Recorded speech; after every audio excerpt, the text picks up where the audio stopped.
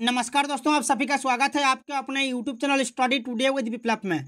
आज की इस वीडियो में हम झारखंड बोर्ड परीक्षा 2023 के लिए क्लास 8 के मैथ्स यानी कि गणित पेपर का मॉडल प्रश्न पत्र का कंप्लीट सोल्यूशन देखेंगे। यानी कि 50 वीवीए ऑब्जेक्टिव का सोल्यूशन देखेंगे, यानी कि एमसीक्यू टाइप के क्वेश्चंस को देखेंगे। एक एक करके सभी को हल करेंगे, ठीक है। और देखिए, ये हमारा ऑफिशियल मॉडल क्वेश्चन पेपर है जो कि जेसीईआरटी द्वारा जारी किया गया है। और ऑफिशियल मॉडल पेपर जो है एग्जाम पेपर के लिए सबसे इंपॉर्टेंट होता है, क्योंकि यहाँ से अधिकतर क्वेश्चंस आपको एग्जाम पेपर में देखने को मिलता है। इसलिए आप लोग वीडियो को लास्ट तक देखिए, वीडियो को लाइक कीजिए, सभी दोस्तों में शेयर कीजिए। तो चलिए एक एक करके सभी प्रश्नों को देखते हैं। तो चलिए शुरू करते हैं। पहला क्वेश्चन यहाँ पर दिया हुआ है कि सबसे छोटी पूर्ण संख्या कौन है। सबसे छोटी पूर्ण संख्या कौन है।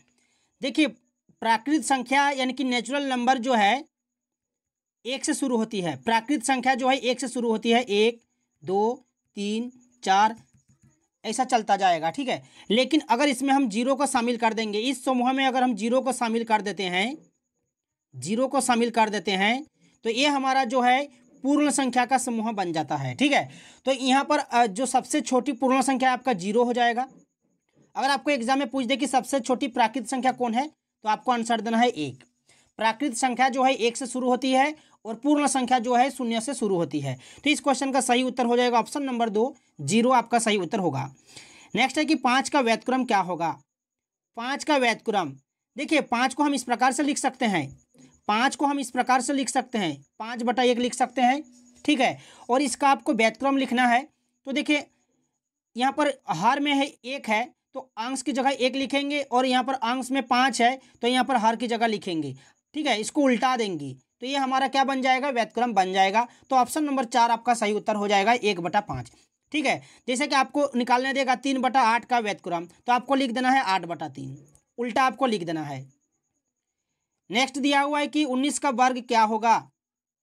19 का वर्ग, जब भी आपको वर्ग निकालने के लिए बोला जाएगा, 19 का स्क्वायर, 19 का वर्ग, तो 19 को 2 बार आपको गुना करना है, 19 गुना 19। एक गुना करने से जो है आपका 361 आ जाएगा। तो ये हो जाएगा आपका 19 का वर्ग, जो कि ऑप्शन नंबर 2 में दिया हुआ है। नेक्स्ट क्वेश्चन दिया हुआ है प्रश्न संख्या 4 कि 900 का वर्गमूल क्या होगा। 900 का वर्गमूल आपको निकालना है यहाँ पर, ठीक है।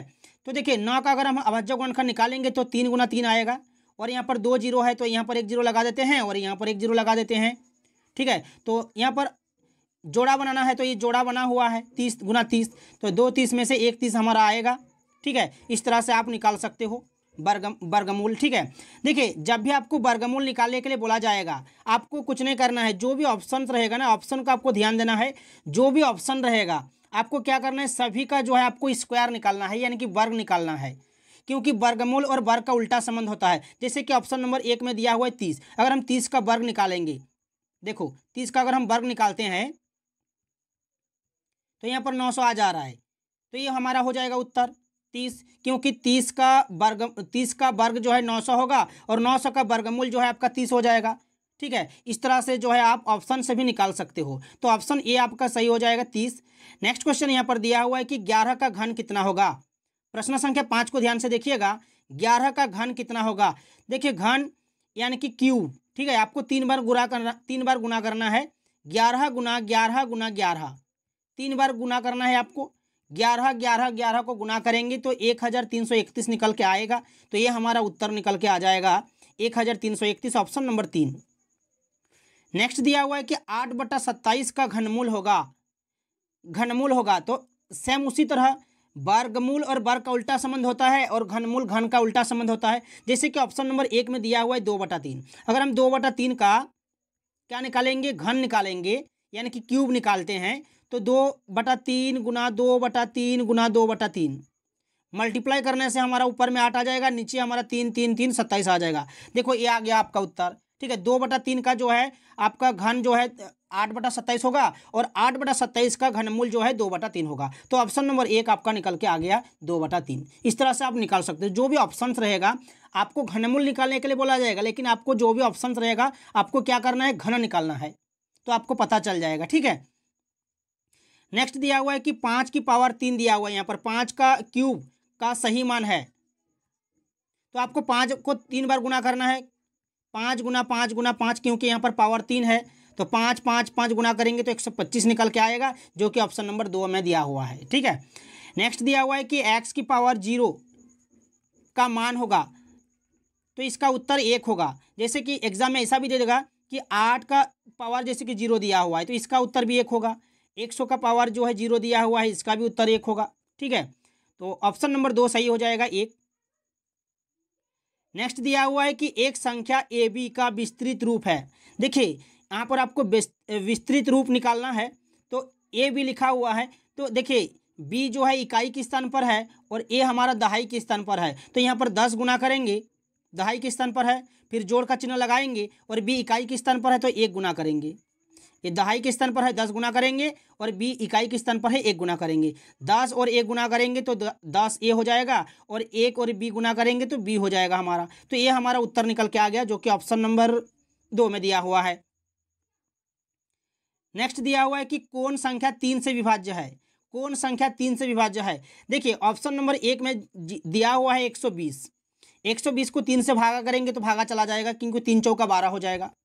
ठीक है, 3 चौका 12 और 0 लगा हुआ है, तो ये हो जाएगा ऑप्शन नंबर 1 उत्तर, सही उत्तर हो जाएगा। ठीक है, 3 चौका 12 हो जाएगा और 0 है, यहाँ पर 0 लगा देंगे। निम्न में एक पदी व्यंजक है। एक पदी व्यंजक जो है, देखिए यहाँ पर x प्लस वाई है, ये हमारा द्विपदी है, यहाँ पर 2 पद है। यहाँ पर लिखा हुआ है ऑप्शन 2 में 2xy, ये हमारा एक पदी होगा। ठीक है, ऑप्शन 3 में है x माइनस वाई, ये हमारा द्विपदी है, a और a दो अलग अलग पद है। बीच में जोड़ का चिन्ह लगा रहेगा, माइनस का चिन्ह लगा रहेगा, तो ये जो है पद भाग हो जाता है। ठीक है, जैसे कि ऑप्शन नंबर 4 में भी 2 पद है, क्योंकि 2 प्लस x है। लेकिन ऑप्शन 2 में देखो 2xy है, तो ये हमारा एक पदी होगा, क्योंकि यहाँ पर बीच में जोड़ का चिन्ह माइनस का चिन्ह कुछ नहीं है, इसलिए ऑप्शन नंबर 2 सही हो जाएगा, एक पदी व्यंजक। नेक्स्ट दिया हुआ है कि -2xy का संख्यात्मक गुणांक। यहाँ पर संख्यात्मक गुणांक कितना है, -2 है संख्या, तो ये हमारा उत्तर हो जाएगा ऑप्शन नंबर 2। नेक्स्ट दिया हुआ है कि a² minus 2ab plus B का स्क्वायर का गुणनखंड होगा। देखिए यहाँ पर एक फॉर्मूला है, a² minus 2ab plus B square, ये किसका होता है, a माइनस बी का होल स्क्वायर होता है। a माइनस बी का होल स्क्वायर बराबर होता है a² minus 2ab plus B square. ठीक है, ये होता है, तो ये हमारा फॉर्मूला दिया हुआ है a माइनस बी का होल स्क्वायर। तो इसको हम 2 बार लिख सकते हैं, a minus B into A minus B, 2 बार लिख सकते हैं, क्योंकि यहाँ पर पावर 2 है, तो ये हमारा उत्तर हो जाएगा a minus B into A minus b. ठीक है, बहुत ही आसान सवाल है। नेक्स्ट है x² माइनस 9 का गुणनखंड होगा। यहाँ पर प्रश्न है आपका x² माइनस 9, तो इसको हम इस प्रकार से तोड़ सकते हैं, x का स्क्वायर लिख सकते हैं और 9 के बदले 3 का स्क्वायर लिख सकते हैं। तो ये हमारा जो है a² माइनस बी स्क्वायर के फॉर्म में है, तो इसे हम इस प्रकार से लिख सकते हैं a plus b into A minus b, इस तरह से लिख सकते हैं। ठीक है, x plus 3 into x minus 3 हो जाएगा, जो कि हमारा ऑप्शन नंबर 2 में दिया हुआ है, नहीं ऑप्शन नंबर 1 में दिया हुआ है, 1 में दिया हुआ है।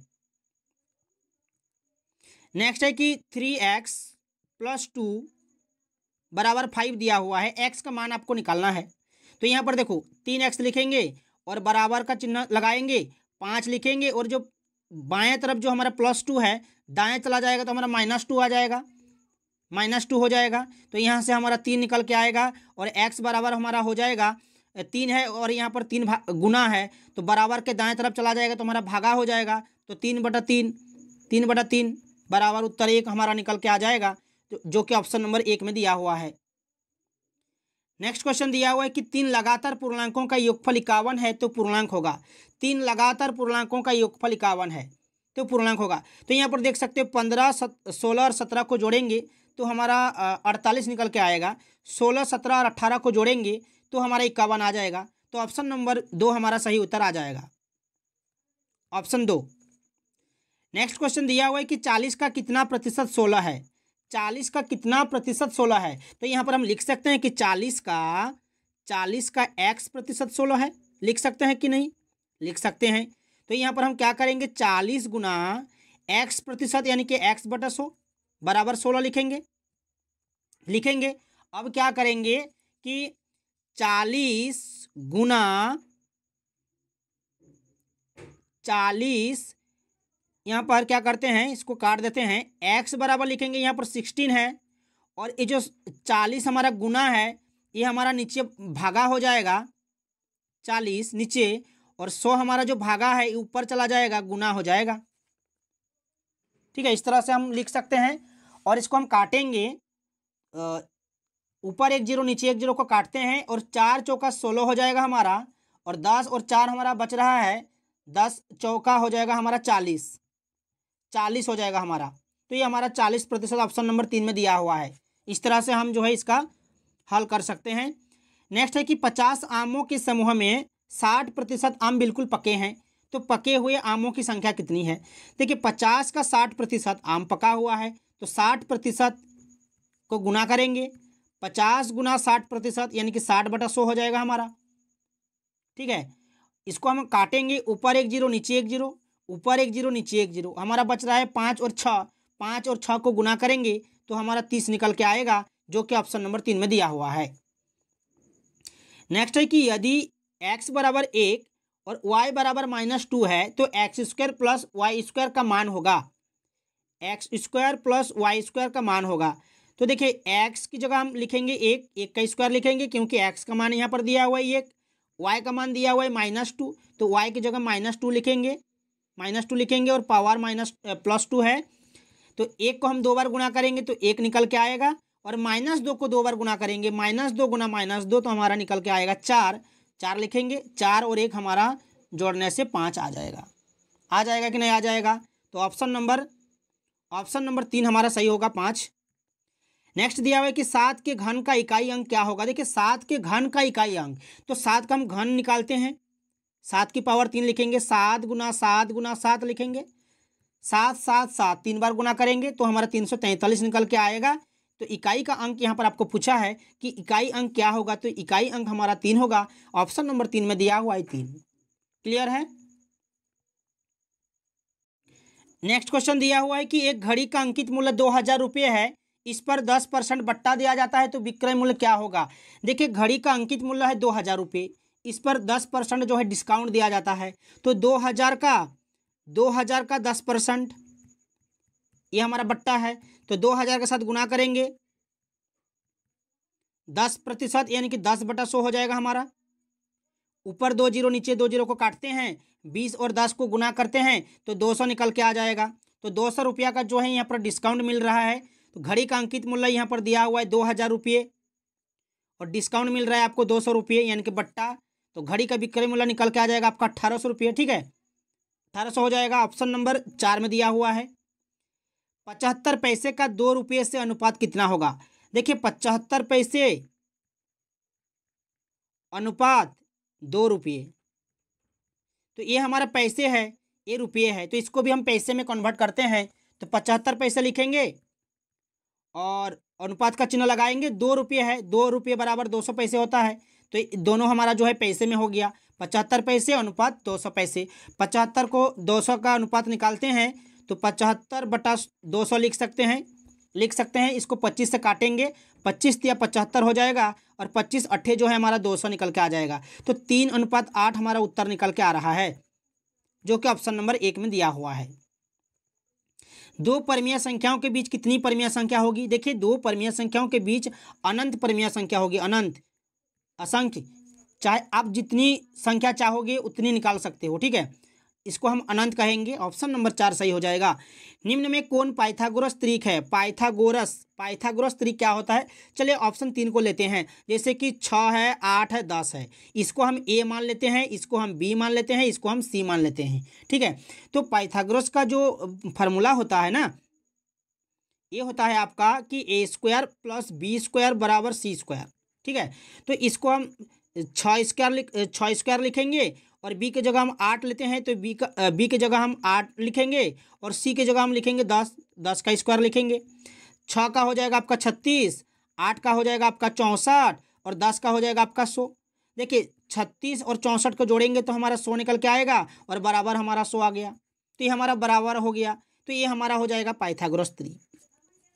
पाइथागोरस त्रिक में है, लेकिन ऑप्शन 1 में जो है और ऑप्शन 2 में जो है, अगर आप इस तरह से निकालोगे तो ये बराबर नहीं आएगा, इसलिए ऑप्शन नंबर 3 हमारा बराबर आ रहा है, ये आपका सही हो जाएगा। नेक्स्ट दिया हुआ है कि एक प्रेशर कुकर का अंकित मूल्य यहाँ पर 450 रुपये दिया हुआ है और 360 रुपये में उपलब्ध है, तो बट्टे की राशि क्या होगी। एक प्रेशर कुकर का अंकित मूल्य 450 रुपये है, आपको 350 रुपये में दुकानदार दे रहा है, तो बट्टे कितनी होगी। तो 450 में से 360 को माइनस कर देते हैं, तो 90 रुपया हमारा बट्टा आ जाएगा, यानी कि डिस्काउंट आपको दिया गया है 90 रुपया। बहुत ही आसान सवाल है। नेक्स्ट दिया हुआ है कि यदि 16 पेंसिल का मूल्य 64 रुपये है तो 144 रुपये में कितने पेंसिल खरीदे जाएंगे। देखिए 16 पेंसिल का अंकित 16 पेंसिल का मूल्य यहाँ पर 64 रुपये दिया हुआ है, 144 रुपये में कितने पेंसिलें खरीदे जाएंगे। तो यहाँ पर मैं पेंसिल लिखता हूँ, यहाँ पर मैं मूल्य लिखता हूँ।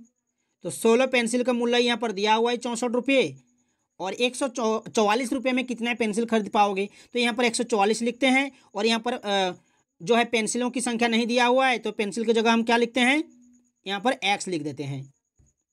अब क्या करेंगे, कोना कोना मल्टीप्लाई कर देंगे, बस 16 गुना 144 और 64 गुना x।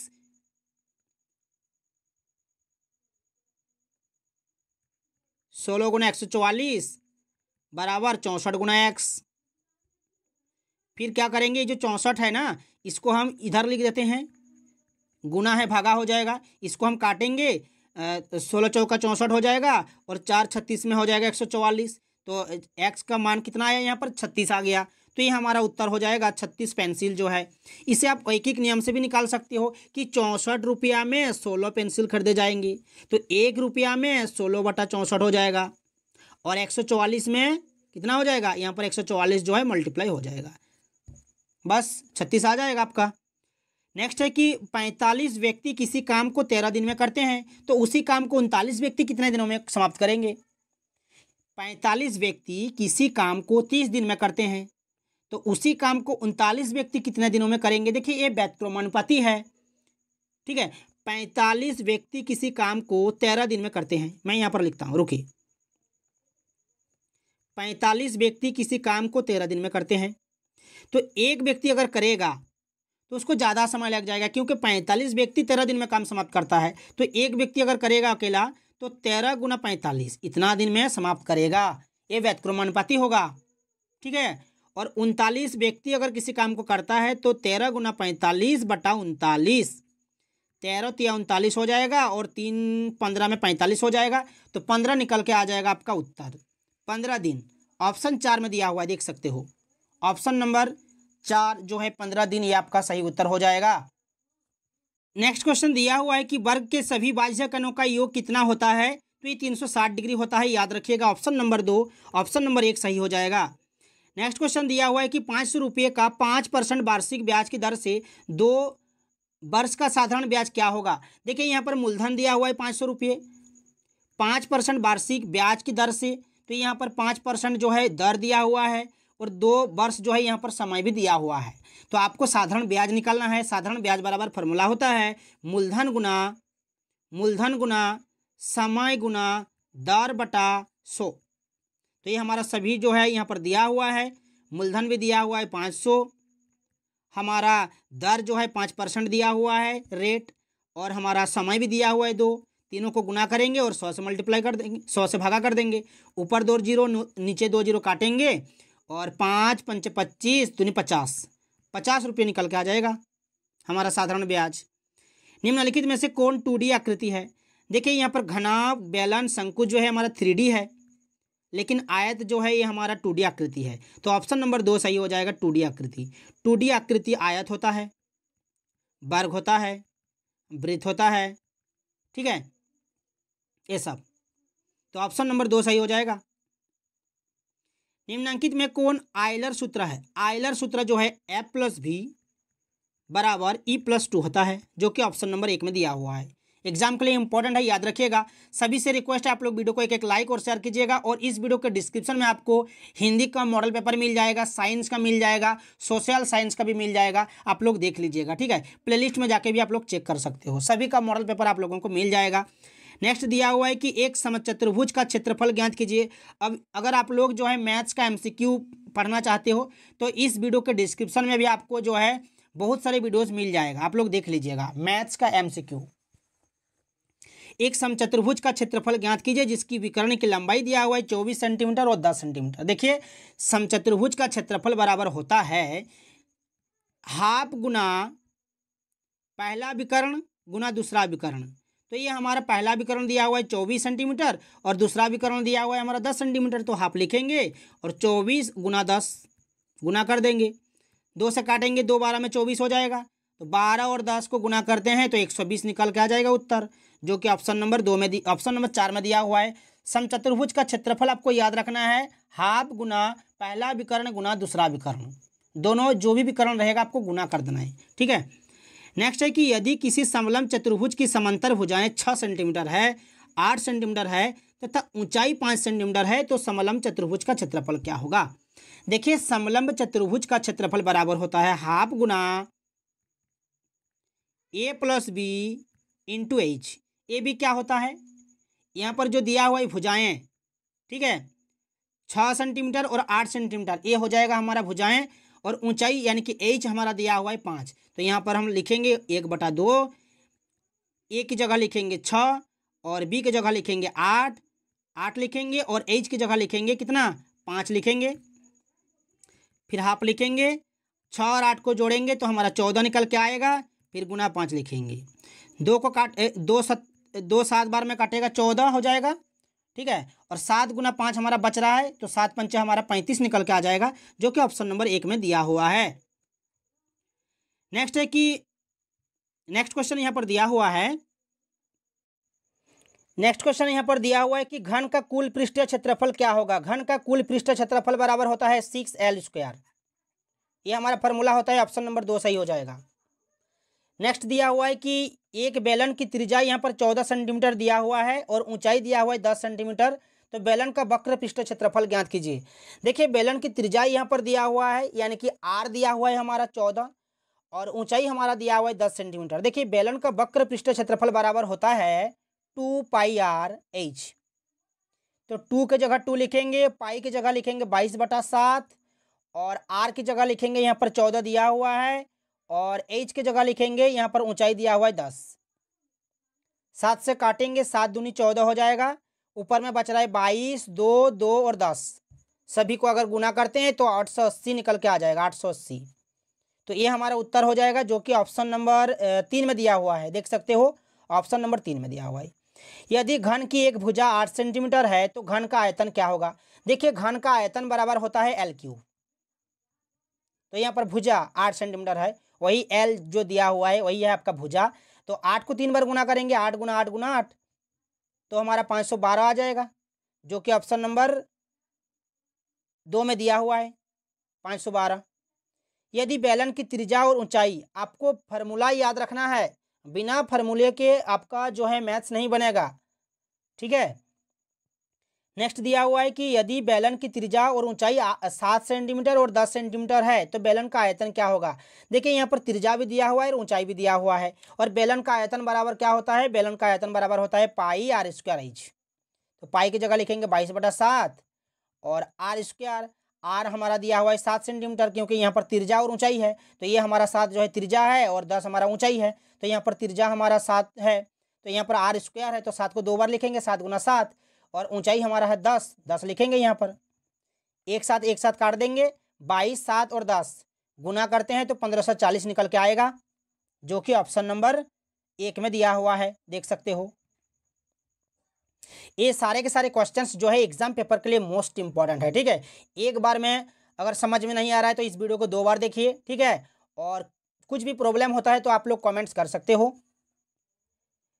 नेक्स्ट दिया हुआ है कि घनाभ का आयतन ज्ञात कीजिए यदि घनाभ की लंबाई, चौड़ाई और ऊंचाई दिया हुआ है 6 मीटर, 3 मीटर और 2 मीटर। ये हमारा लंबाई हो जाएगा, ये हमारा चौड़ाई हो जाएगा, ये हमारा ऊंचाई हो जाएगा। तो यहाँ पर घनाभ का आयतन बराबर होता है L into b into h, तीनों को मल्टीप्लाई कर देना है। याद रखिएगा घनाभ का आयतन बराबर होता है लंबाई गुना चौड़ाई गुना ऊंचाई, तीनों को आपको गुना कर देना है, 6, 3 और 2, तीनों को अगर गुना करते हैं 6 × 18 दूनी 36, जो कि ऑप्शन नंबर 2 में दिया हुआ है। घन में कुल कितने किनारे होते हैं। घन में कुल कितने किनारे होते हैं, ये 4 किनारा हो गया, 4 4 8 हो गया, 9 हो गया, 10 हो गया, 11 हो गया और 12 हो गया। ऑप्शन नंबर 3 सही हो जाएगा, घन और घनाभ दोनों के जो है किनारे जो है 12-12 होते हैं, याद रखिएगा। अगर आपको फलक पूछेगा तो 6 हो जाएगा, शीर्ष बिंदु पूछेगा तो 8 हो जाएगा। शीर्ष पूछेगा तो 8 हो जाएगा, और किनारा पूछेगा तो 12 हो जाएगा, और फलक पूछेगा तो 6 हो जाएगा। 4 का मिलान चिन्ह ज्ञात कीजिए। 4 का मिलान चिन्ह यहाँ पर है, ऑप्शन नंबर 1 में देख सकते हो, ऐसा लिखा हुआ है 4। ठीक है नहीं, ठीक है नहीं, तो ये ऑप्शन नंबर 1 सही हो जाएगा। वर्ग अंतराल दिया हुआ है यहाँ पर 30-40 का वर्ग चिन्ह क्या होगा। यहाँ पर वर्ग अंतराल दिया हुआ है 30-40, आपको क्या निकालना है, वर्ग चिन्ह निकालना है। तो वर्ग चिन्ह निकालने के लिए आपको क्या करना है, निम्न सीमा और उच्च सीमा दोनों को आपको जोड़ना है। जोड़ने के बाद आपको 2 से भागा कर देना है। तो 40 और 30 को जोड़ते हैं तो 70 आता है, 70 को 2 से भागा करेंगे तो 35 आ जाएगा, जो कि ऑप्शन नंबर 4 में दिया हुआ है। नेक्स्ट है कि वर्ग अंतराल 20-30 की माप क्या होगा। देखिए आपको माप निकालना है 20-30 का। जब भी आपको माप निकालने के लिए बोला जाएगा, आपको क्या करना है कि उच्च सीमा से निम्न सीमा को माइनस कर देना है। तो 30 में से 20 को माइनस करते हैं तो 10 निकल के आ जाएगा। आपको कुछ नहीं करना है, बस माइनस कर देना है, बस।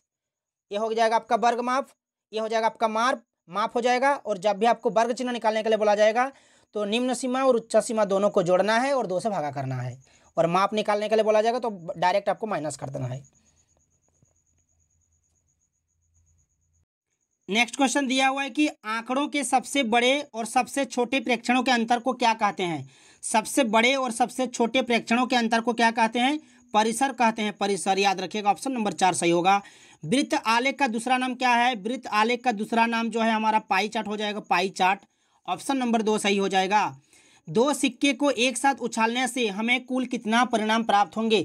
देखिए अगर हम 2 सिक्के को उछालते हैं एक ही साथ तो हेड हेड भी आ सकता है, टेल टेल भी आ सकता है, हेड टेल भी आ सकता है, और टेल हेड भी आ सकता है। यानी कि कुल परिणाम जो है 4 आ सकता है। तो ऑप्शन नंबर 4 आए, कुल परिणाम जो है 4 प्राप्त होगा। तो ऑप्शन नंबर 1 सही हो जाएगा, 4। नेक्स्ट है कि जब एक पासे को फेंका जाता है, जब एक पासे को फेंका जाता है तो उसके सतह पर एक सम संख्या आने की प्रायिकता क्या होगी। सम संख्या आने की, देखिए पासे में जो है कुल 6 सतह होते हैं, 1 2 3 4 5 6। यहाँ पर सम संख्या का अगर बात करें, सम संख्या 2 4 और 6 3 बार आ सकते हैं। तो कुल सतहों की संख्या जो है हमारा 6 हो जाएगा, और सम संख्या जो है हमारा 3 बार आ रहा है तो 3 लिखेंगे, तो ये हमारा जो है प्रायिकता बन जाएगा। तो इसको अगर हम काटते हैं 3 एकम 3 3 दूनी 6, तो 1/2 निकल के आएगा, जो कि ऑप्शन नंबर 3 में हमारा दिया हुआ है। नेक्स्ट है कि एक थैले में 4 नीली 2 हरी और 5 काली गेंदें हैं। एक थैला है, 4 नीली गेंद है, 4 नीली गेंद है, 2 हरी है और 5 काली है, 5 काली गेंद है। तो थैले के अंदर बिना देखे एक गेंद निकाली जाती है, तो इसकी क्या प्रायिकता है। निकाली गई गेंद पीली होगी। प्रश्न पूछा है कि निकाली गई गेंद पीली होगी। तो देखिए यहाँ पर आपको बोला जाए कि थैले के अंदर बिना देखे गेंद निकालनी है, क्या इसकी प्रायिकता क्या होगी कि निकाली गई गेंद पीली होगी। यानी कि जो गेंद निकालने के लिए बोला जाए वो पीली होगी। तो यहाँ पर पीली तो नहीं है, नीली है, हरी है, काली है। तो पीली का जब बात किया जा रहा है तो इसका उत्तर हम 0 लिखेंगे डायरेक्ट, कि जो प्रायिकता 0 होगी, क्योंकि यहाँ पर पीली नहीं है। नेक्स्ट है कि मूल बिंदु का निर्देशांक होगा। देखिए मूल बिंदु का निर्देशांक 0 0 होता है, एक्स का 0 और वाई का भी 0। मूल बिंदु 0 0 याद रखिएगा, ऑप्शन एग्जाम के लिए इंपॉर्टेंट है। बिंदु -3 -4 किस चतुर्थांश में होगा। देखिए चतुर्थांश,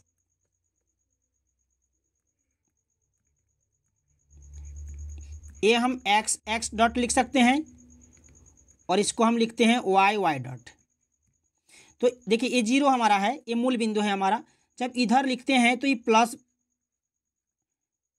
वाला जो है संख्या लिखते हैं 1 2 ऐसा लिखते हैं कि नहीं, और ये माइनस वाला लिखते हैं कि नहीं।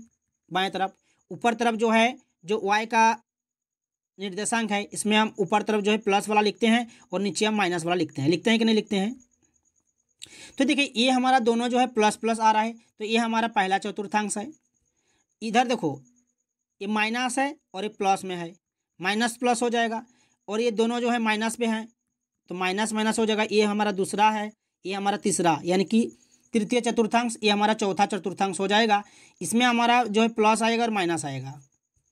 तो यहाँ पर आपको -3 और -4 यानी कि दोनों में माइनस में है, दोनों संख्या जो है माइनस में है, तो ये तृतीय चतुर्थांश में होगा। ये वाला माइनस माइनस, एक्स में भी माइनस है और वाई में भी माइनस है, दोनों में माइनस है। ठीक है, ऑप्शन 3 सही होगा। बिंदु 2 और -5, यहाँ पर एक बिंदु दिया हुआ है 2 -5 में कोटि का मान, देखिए ये हमारा भुज होता है, ये हमारा कोटि होता है, याद रखिएगा, भुज कोटि। कोटि पूछेगा तो ये आपका उत्तर हो जाएगा, यहाँ पर कोटि पूछा है। ठीक है, अगर आपको यहाँ पर भुज पूछ देगा तो आपका सही उत्तर हो जाएगा 2। इस तरह से जो है आप इन प्रश्नों को हल कर सकते हो। तो ये था आप लोगों का 50 VVI ऑब्जेक्टिव का सॉल्यूशन। वीडियो को कैसा लगा कमेंट्स करके जरूर बताइएगा। वीडियो को अगर अच्छा लगा तो वीडियो को लाइक और शेयर कीजिए और हमारे चैनल में जुड़े रहने के लिए चैनल को सब्सक्राइब करके रखें। तो मिलते हैं नेक्स्ट वीडियो में।